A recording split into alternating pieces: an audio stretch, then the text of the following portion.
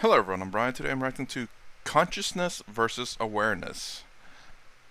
Okay, so I did read it right. I was like, consciousness or awareness, those to me have always been the same, interchangeable. Then I looked at the image, I'm like, or the thumbnail, I was like, conscious or aware. I'm like, okay, maybe I read it wrong. But, like I said, consciousness versus awareness. I've always assumed those were the same. But I'm about to find out, I guess. Let's go ahead and give this video a shot.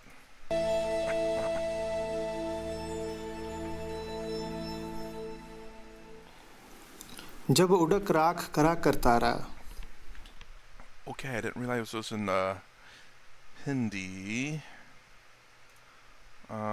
Sorry, I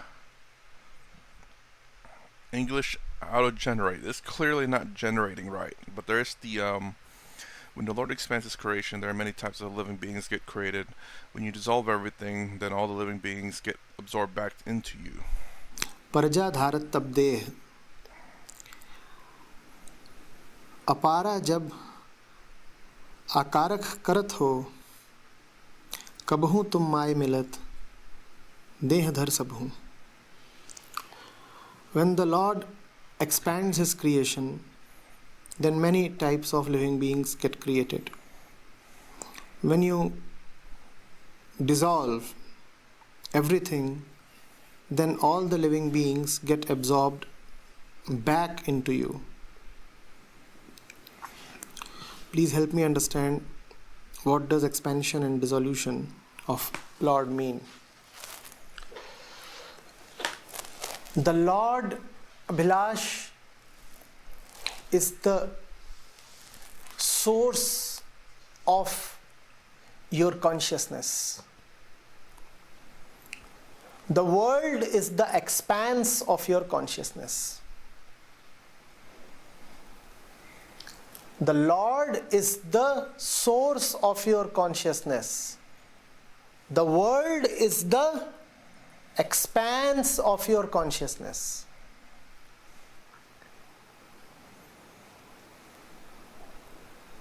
What does the creation of the world mean? The pure source point of awareness has manifested itself into the multiple colors, multiple levels of consciousness. That is the creation of the world. Now the world comes into being. The world and consciousness are one. God and the source of consciousness, which is pure awareness, two are one. What does it mean for consciousness to dissolve and go back to God? It means that now your consciousness is no more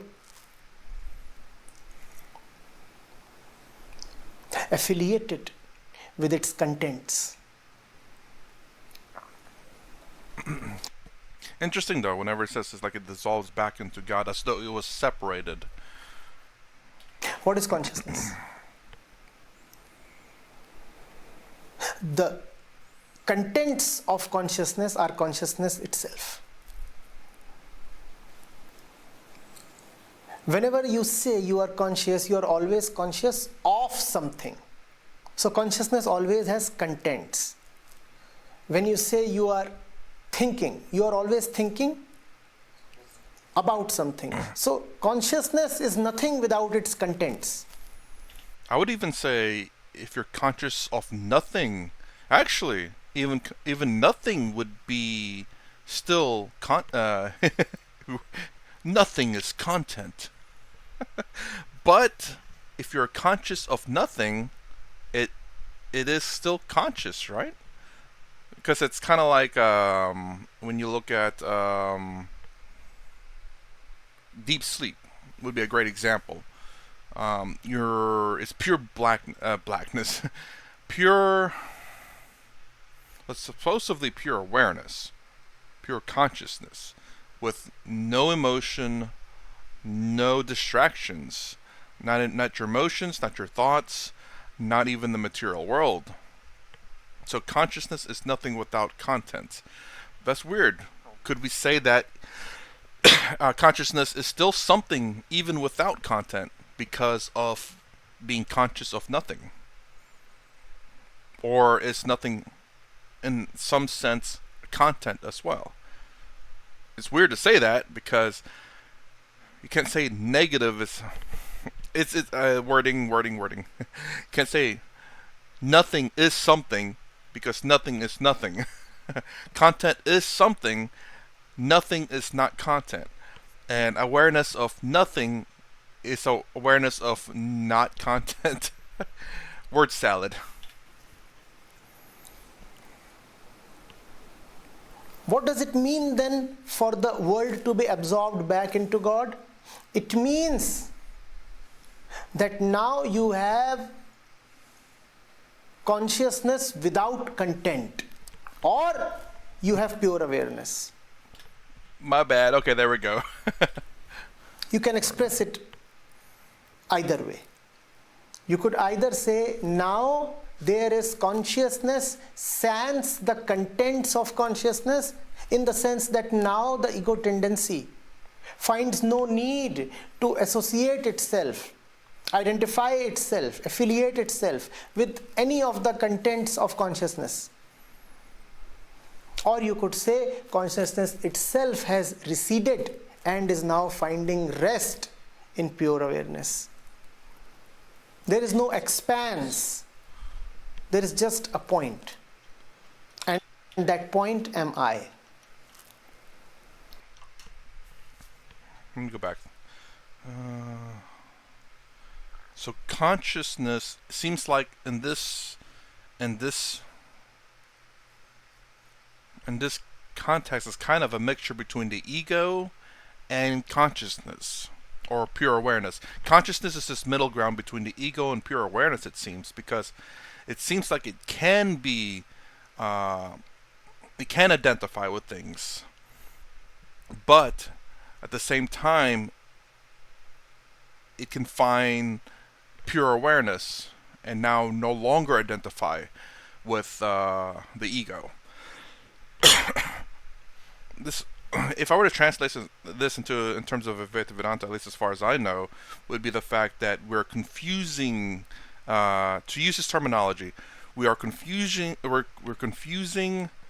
consciousness with ego, and in reality, our consciousness is pure awareness. So consciousness and pure awareness are the same thing. It's just that we're confusing our consciousness with ego when in reality it's not that. I hope that makes sense. That's how I'm translating that, at least in terms of Advaita Vedanta. But in terms of how I'm understanding what he's saying, it seems like consciousness is this middle ground, this thing that can be ego.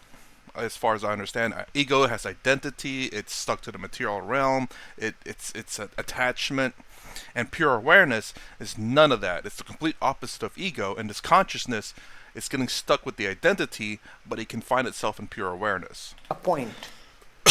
And that point am I. Are you getting it? Have you seen how the mind becomes full of some content when you are excited or angry or worried or lustful? That is the expanse of consciousness. Now consciousness is very, very strongly associated with some content. You can't stop thinking about it. You can't help brooding over it. This you could call as the emergence of the world. Now the world has emerged and become very meaningful for you. And what is meant by dissolution of the world? Grace shone and the I tendency grew wise. and loosened its grip over the pretty object of association. Now the content has been dropped. The content is dropped. Consciousness no more, because we said there is no consciousness without content. You could either call it consciousness no more, or you could call it pure consciousness, which means consciousness without content. One is conscious, but one is not conscious of anything in particular. That is called pure consciousness. Normally, when you are conscious, there is something in your mind, right? You are always conscious of something, I repeat. What is pure consciousness or awareness? There is consciousness, but of what? Well, nothing in particular. One knows what? Nothing in particular. When you know, but know nothing in particular, then you actually know. When you know only the particulars, then what the hell do you know? All that you know is the particular, and the particular is the little. And little knowledge is no knowledge. Therefore, knowing or awareness is when you know without knowing anything specific. You just know. That is awareness. When you know something specific, then you are. When you just know without knowing anything specific, then only the knowing is you are not.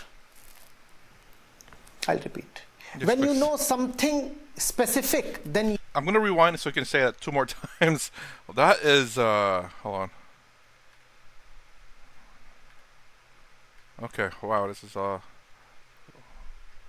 you are watching a reaction, so I want to get this, because this one, I think this matters a lot. And little knowledge is no knowledge. Therefore, knowing or awareness is when you know without knowing anything specific. You just know. That is awareness. Knowing without knowing anything specific. That sounds to me like being aware of something without attachments, I think. When you know something specific, then you are. When you just know without knowing anything specific, then only the knowing is you are not. Knowing, then only the knowing is you are not. Without knowing anything specific, then only the knowing is you are not. Without knowing anything. Wow. Specifically, you are when you just know without specific. Awareness is when you know something specific, then you are. When you just know without knowing anything specific, then only the knowing is you are not. That's pretty confusing. As far as I can understand that, it's a disassociation, I believe. Without knowing anything specific, meaning no emotional attachment. I guess looking at something for what it is and nothing else, meaning there's no association with it, like bought it at Walmart or a local store, or someone gave this to me. Because usually with these things, there's some kind of attachment to it. A need. Why else would I buy it? I need it for something. Or someone gave it to me. There's an emotional attachment to it, a friendship or a lover or whatever. I think it seems. That seems like that can be true, but there's still a deeper meaning to it. I'll repeat. When you know something specific, then you are. When you just know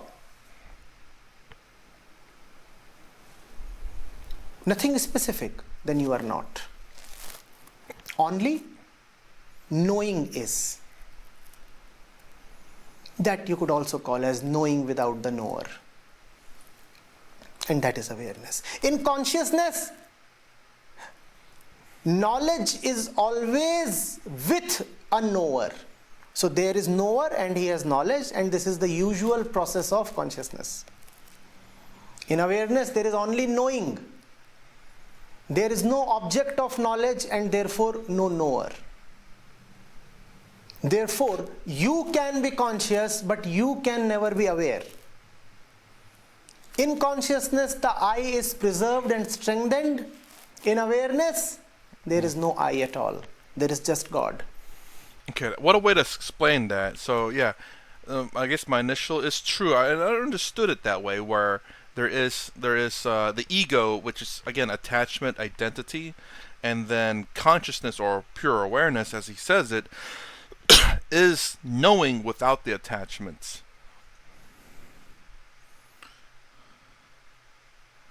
I'm not going to watch that multiple times just for me to understand. I understand it, but I will watch it after the fact, because I have to watch that so many times to try to understand how that phrasing works and how to associate that. But I understand the idea behind it. I just want to understand how. I want to understand how he says it.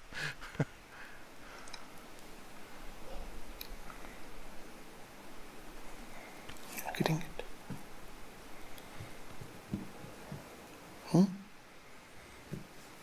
If it's a little too fast for you, play it again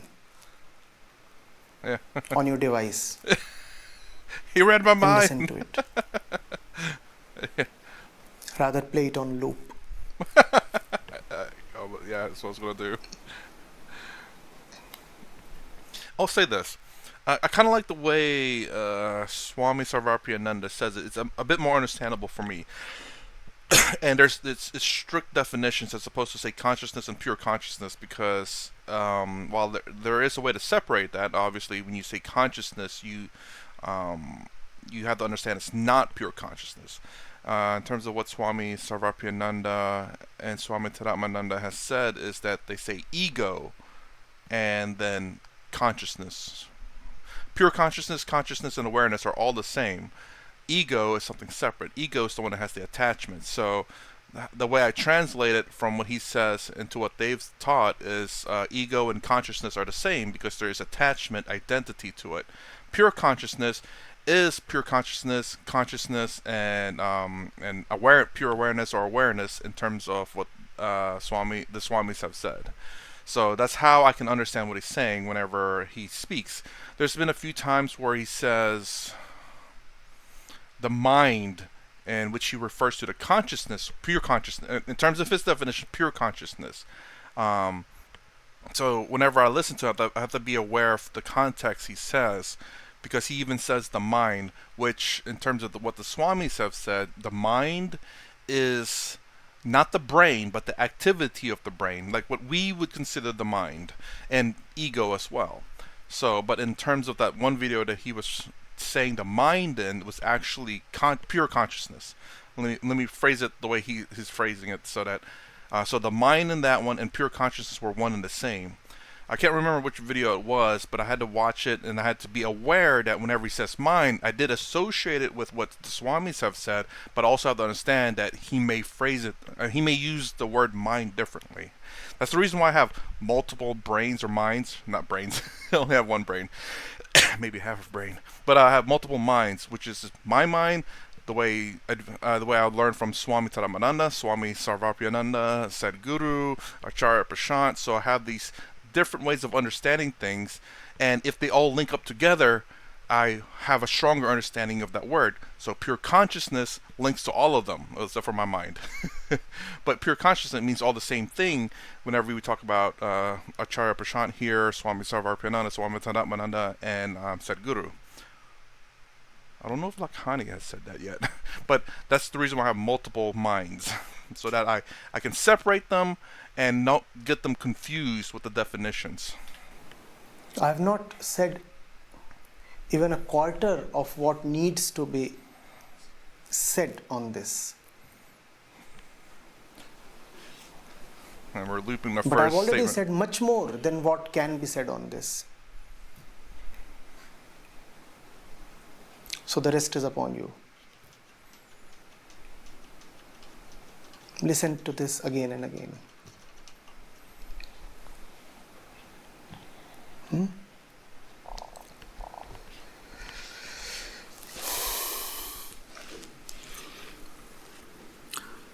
Abhilash quotes again from the Nitnem Sahib.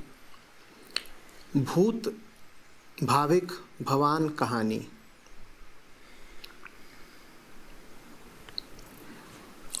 Whatever happened in the past is going to happen in the future and is happening now. History repeats itself.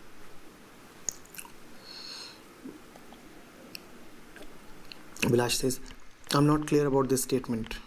How should one look at past, present, and future? I've heard people telling me to live in present. What does this really mean?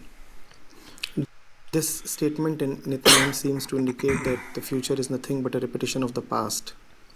Is it indicating that for a person living in time, the past, present, and future are the same, and we need to go towards timelessness? Please help me understand this. Yes, Abhilash. Broadly, yes. I was thinking, like, I believe in terms of Hinduism philosophy, a lot of it's cyclical, right? So, again, I got this from Sadhguru. Talks about cyclical stuff. And then also you hear the famous phrases that history repeats itself. And Sadhguru explains a lot of things about everything being cyclical. The Earth, the rotation of the planets, the solar system, etc., etc. You are seeing it rightly. Even death and rebirth. The ego loves time. The ego hopes that time will provide it redemption.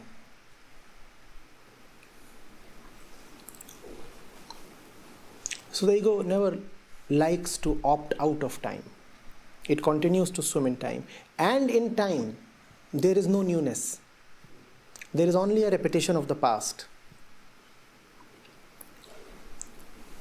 Awareness is new, consciousness is stale. Mark the difference. In awareness, great and fresh things happen.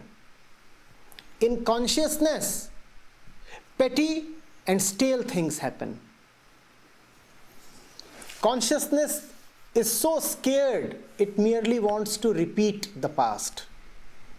Awareness is so fearless, it abhors repetitions. In awareness, there is creativity. In consciousness, there is merely a replication.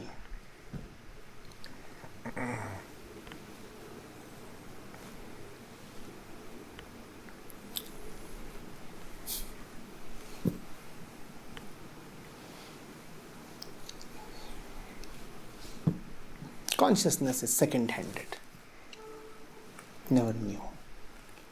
What you are conscious of is coming from somewhere, therefore it is not original. In awareness, there is authorship, there is originality, and therefore awareness is the only authority.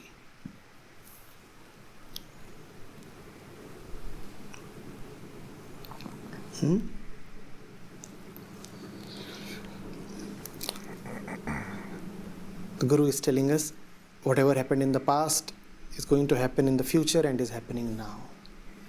That's the cycle of Prakriti. Her design is trapped in time.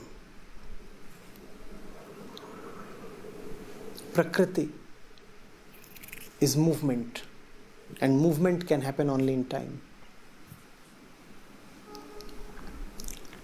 Change necessitates time. In Prakriti, there is restlessness, so everything is changing. If you are restless, you cannot sit still, can you? If you are restless, things will keep changing. In Prakriti, there is continuous change. In Prakriti, there is time. And yet, Prakriti never changes fully. It changes in its own dimension, the dimension of time. Like a flowing river, in which there is continuous change, but within the two banks, the limits of the two banks are never breached.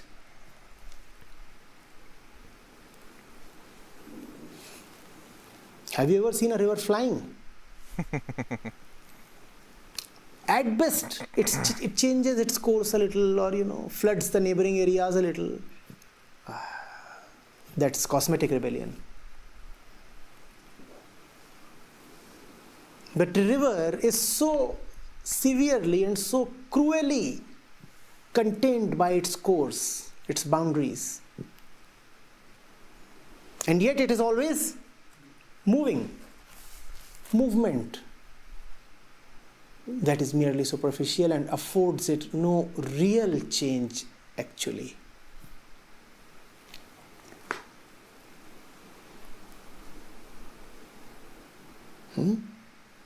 That's Prakriti. That's why she has been variously likened to a stream. A stream is always flowing, but within its limits. That's also how we live, no? Always trying to change this or that, but nothing ever really fundamentally changes. Things change on the surface. And as the poet has said, the more the things change, the more they remain the same.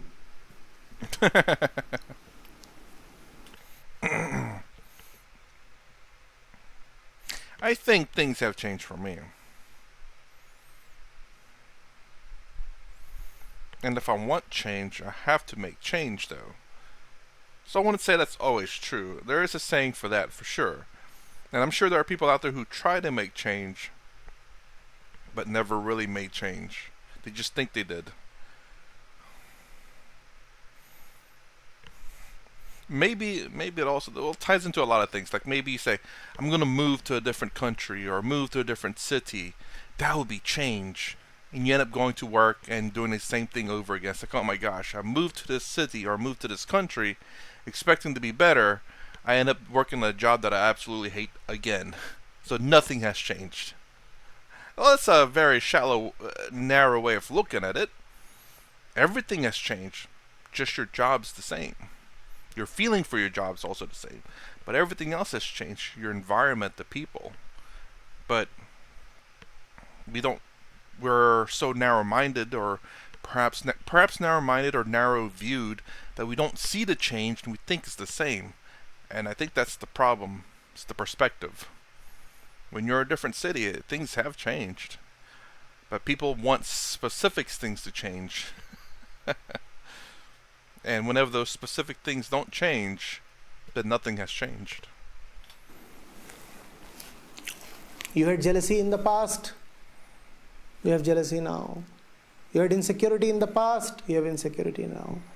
You can go back 4,000 years or 4 million years back. You will find insecurity.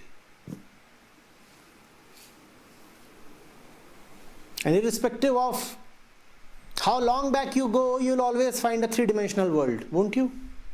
Oh, what has changed then? What has changed? The world was always three-dimensional, was it not? Why? Because consciousness is three-dimensional. Now, within this unchanging framework of consciousness, there are cosmetic changes in the objects of consciousness.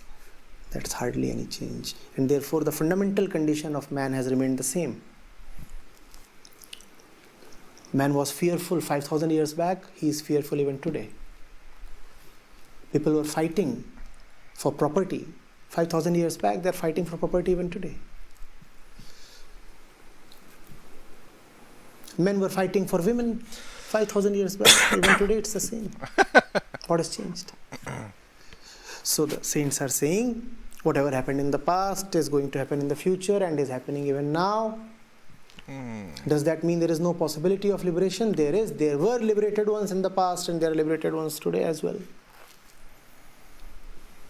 The ones who have to live contained in time continue to live contained in time, and those who loved liberation,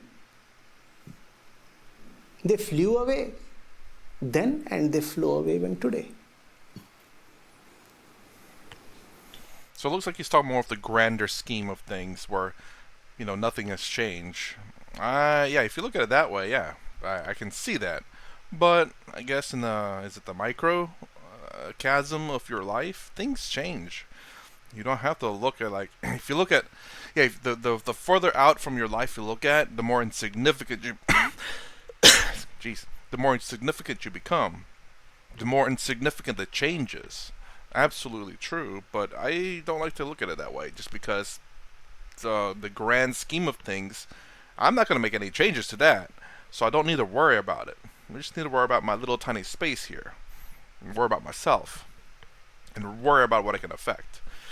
Because I can't change the orbit of the sun, the orbit of the earth, the orbit of the moon. I can't change what people think. I can't change what people do. Those things are out of my control. I don't need to look at the grand scheme of things necessarily.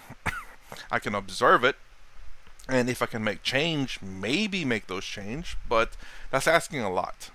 That's most of the time it's going to be out of people's control. So I focus on what I can make changes to, which is myself, my surroundings to some degree, to people that I can influence, meaning that I try to make them think and not just follow. Yeah, that's about it. I worry about where I can make change, and I don't worry about where I can't make change. Life becomes a lot easier, and there's a lot less stress, and then there's a lot less suffering.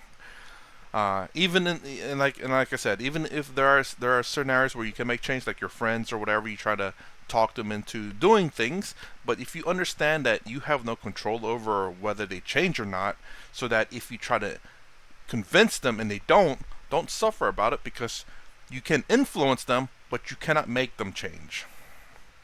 So that's a way of looking at it as well. Like I said, if you can make change, do so if you want. Can you make change on your friends? It's a possibility. You talk to them, they say no. Now you can't make change. So don't worry about it.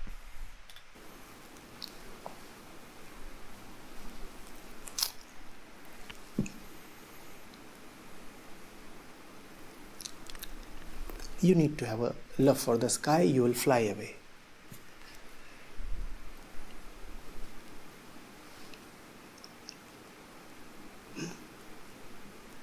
The possibility of liberation is always there. It depends on you whether you exercise that possibility.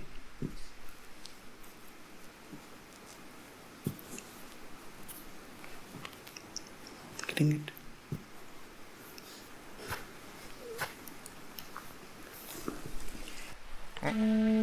Okay, interesting. So consciousness, as far as I've understand it from him, is ego, and awareness is, at least from my understanding, is pure consciousness, or just awareness, or pure awareness. Why does one have ego? Looks like I know what's next on my list. That's a very short one too. Why does one have ego? Oh, whoa. Okay. That's a curious thing because, again, I associated ego with consciousness in this video, and this one that suggested, why does one have ego? So is consciousness and ego separate in his talks? I will have to see that. If there is something separate between consciousness and ego, then he will have a three-parter as opposed to the two parts, which is ego and consciousness, awareness, pure awareness. All the same thing. Ego is just ego. Now, could he have a third one, which is ego, the pinky? Consciousness is this middle ground that can go between the ego or the pure consciousness, then pure conscious. Let me be careful there. Pure consciousness, the middle finger. Pure awareness. Pure consciousness, awareness. Consciousness, ego. Anyways, more action to consciousness versus awareness. If you like my content, please consider subscribing, thumbs up, thumbs down below. Thanks for watching. I will see you in the next vid.